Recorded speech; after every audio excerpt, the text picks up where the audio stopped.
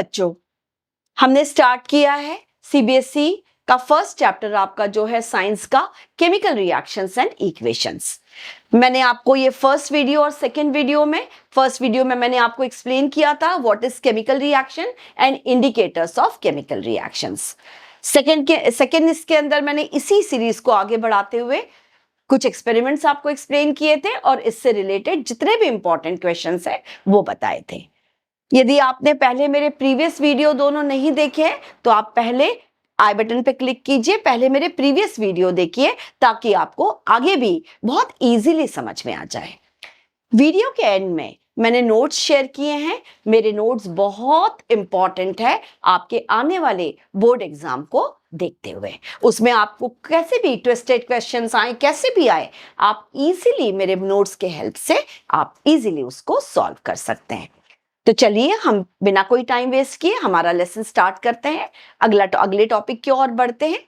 मेरा channel subscribe कीजिए और चलिए मेरा वीडियो स्टार्टिंग से एंड तक देखिए।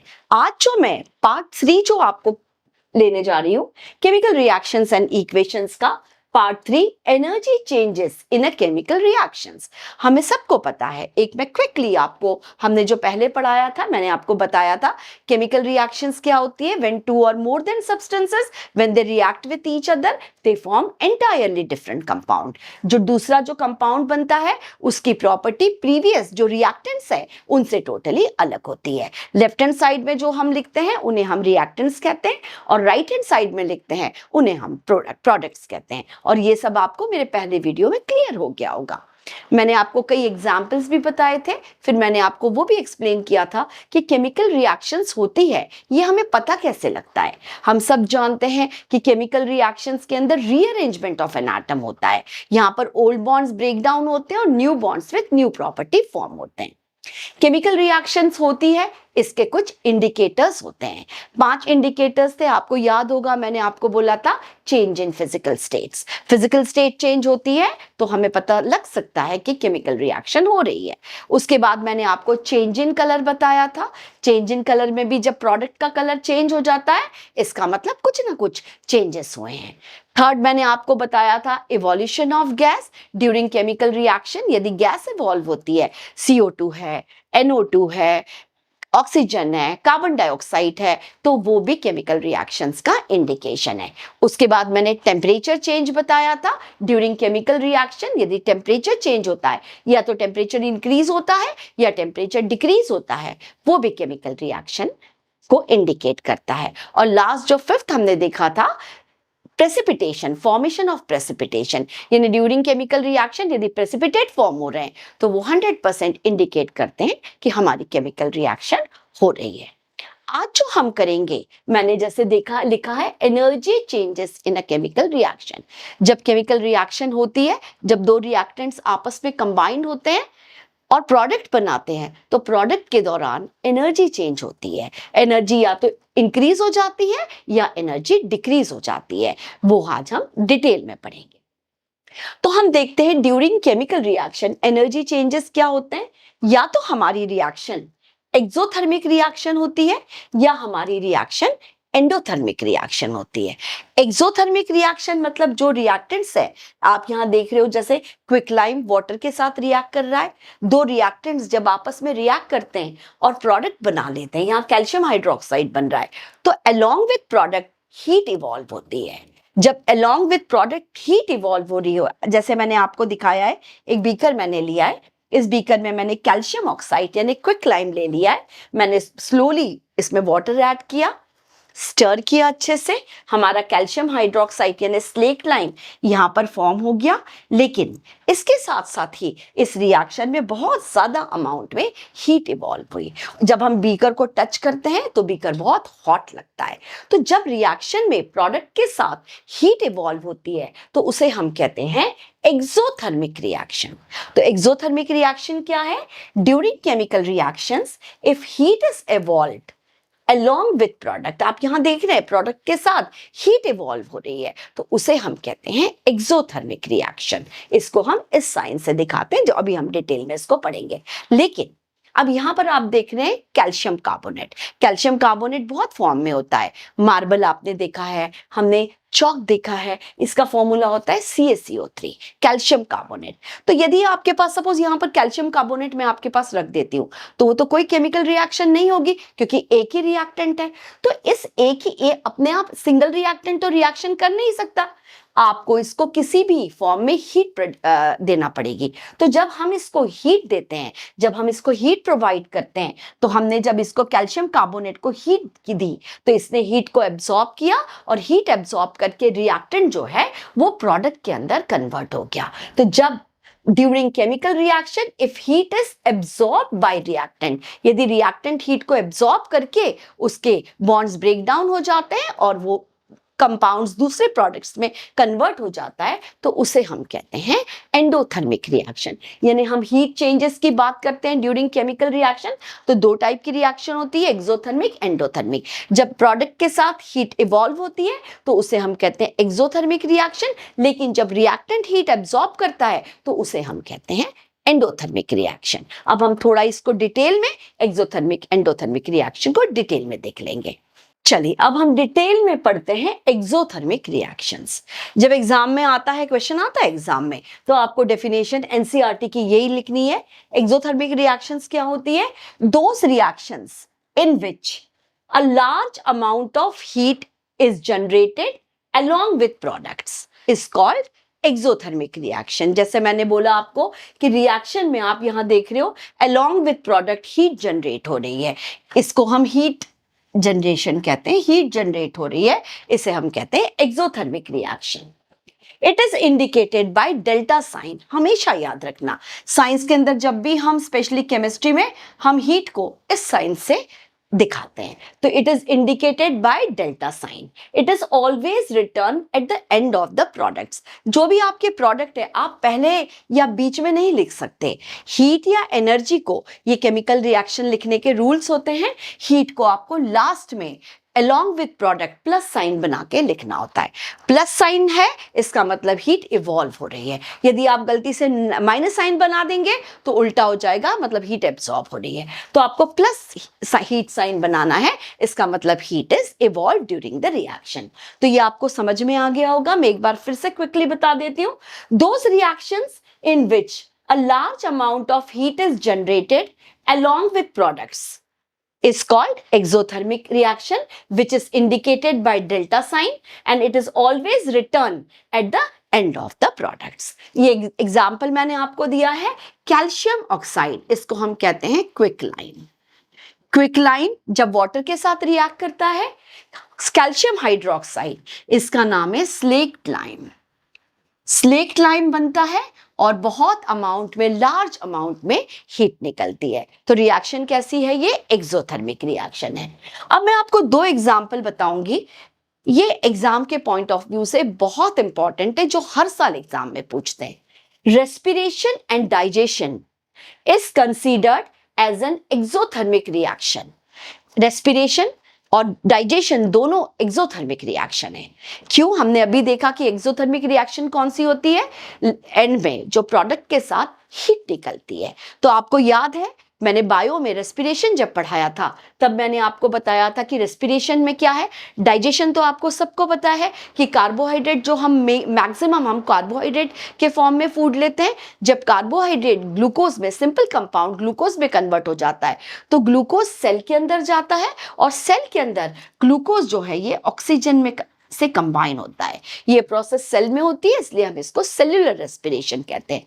तो ये जो डाइजेस्टेड ग्लूकोज है, जो कार्बोहाइड्रेट डाइजेस्ट हो गया, ग्लूकोज में कन्वर्ट हो गया, और ये ग्लूकोज और ऑक्सीजन सेल के अंदर, ठीक है, आप ध्यान रखिए, सेल के अंदर, हर सेल के अंदर ग्लूकोज जाके ऑक्सीजन से कंबाइंड होता है। इस प्रोसेस को हम कहते हैं रेस्पिरेशन।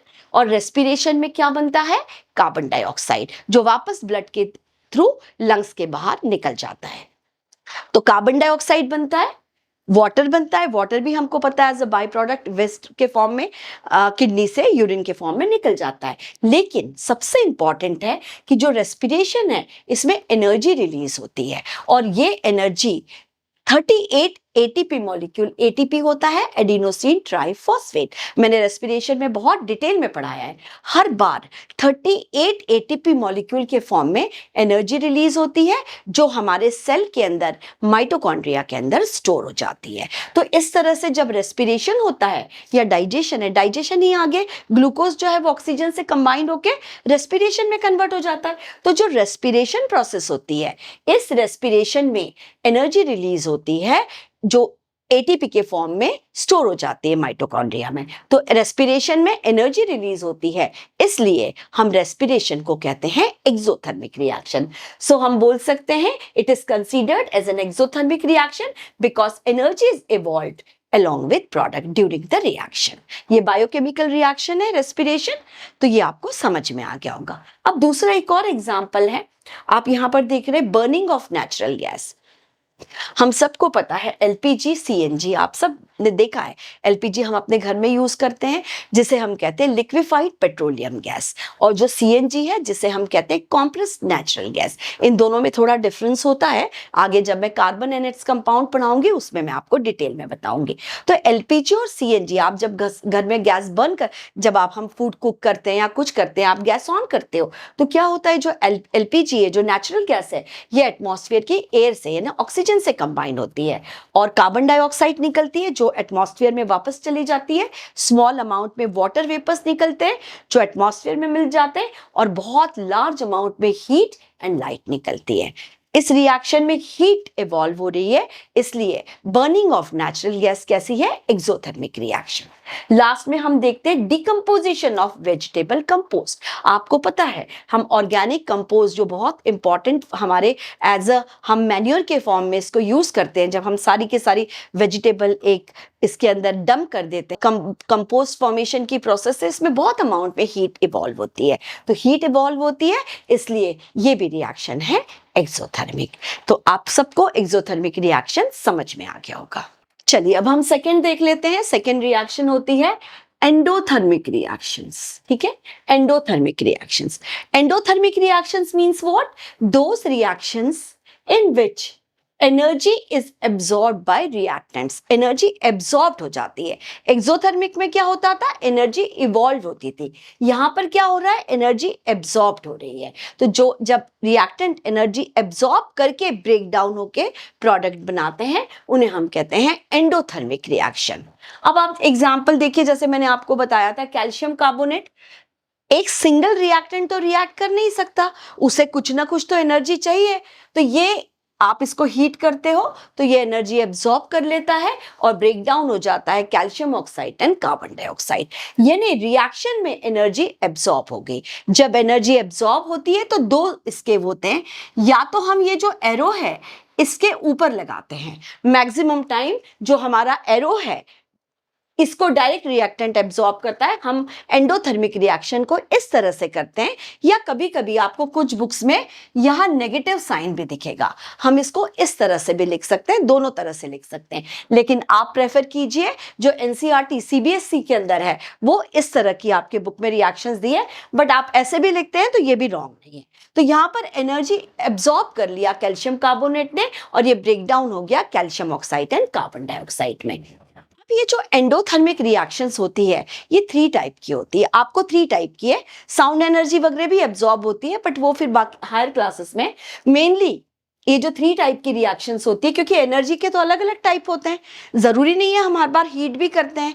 हीट एनर्जी है, इलेक्ट्रिकल एनर्जी है, जैसे मैंने भी आपको बोला था साउंड एनर्जी है, लाइट एनर्जी है, ये सारे एनर्जी के डिफरेंट फॉर्म्स हैं।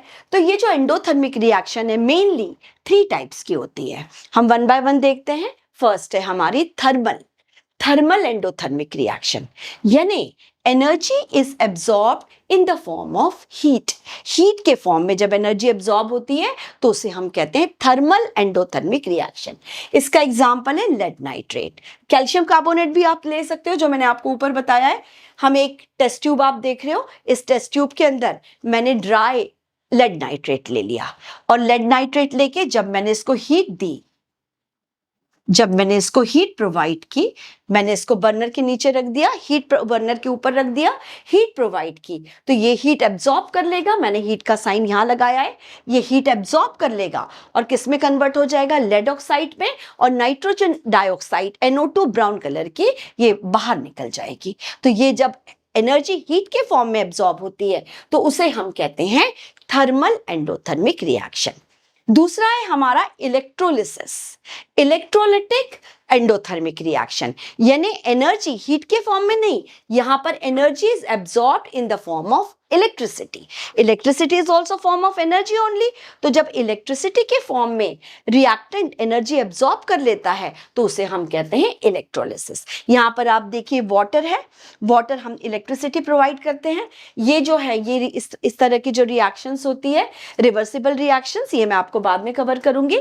इलेक्ट्रिसिटी वाटर एब्जॉर्ब कर लेता है। यहां मैंने एसिडिफाइड वाटर लिखा है क्योंकि हम सब जानते हैं कि जो प्योर वाटर है it is a poor conductor of electricity. तो हम वाटर के अंदर 1-2 ड्रॉप्स डाइल्यूट H2SO4 की डाल के वाटर को एसिडिफाई कर देते हैं। हम जैसे ही वाटर को एसिडिफाई करेंगे और इसमें से इलेक्ट्रिसिटी पास करेंगे, ये इलेक्ट्रिसिटी को एब्जॉर्ब करके हाइड्रोजन एंड ऑक्सीजन के अंदर ब्रेक डाउन हो जाएगा। तो अब इसमें एक बहुत इंपॉर्टेंट पार्ट है जो एग्जाम में पूछते हैं, photosynthesis is considered as an endothermic reaction. जैसे मैंने पहले आपको बताया था, respiration is considered as an exothermic process. Same way में फोटोसिंथेसिस जो है उसे हम एंडोथर्मिक रिएक्शन में कंसीडर करते हैं। हम सबको पता है फोटोसिंथेसिस क्या होता है। फोटोसिंथेसिस ग्रीन प्लांट्स की फूड मेकिंग प्रोसेस होती है। प्लांट्स ऑटोट्रॉफ्स होते हैं, अपना फूड खुद बना सकते हैं, और हम सब जानते हैं प्लांट जो है सिंपल इनऑर्गेनिक सब्सटेंसेस की हेल्प से, प्लांट एटमॉस्फेयर से यानी एयर से कार्बन डाइऑक्साइड एब्जॉर्ब करते हैं, सॉइल से रूट वाटर एब्जॉर्ब करती है और ग्रीन लीव्स तक पहुंचाती है, और ग्रीन लीफ के अंदर क्लोरोफिल पिगमेंट प्रेजेंट होता है जो एटमॉस्फेयर से जो है सनलाइट को एब्जॉर्ब कर लेता है। क्लोरोफिल पिगमेंट जो है वो सनलाइट को एब्जॉर्ब करके एक्टिवेट हो जाता है और ये कन्वर्ट हो जाता है, ब्रेक डाउन हो जाता है ग्लूकोज में, जो प्लांट का मेन फूड है।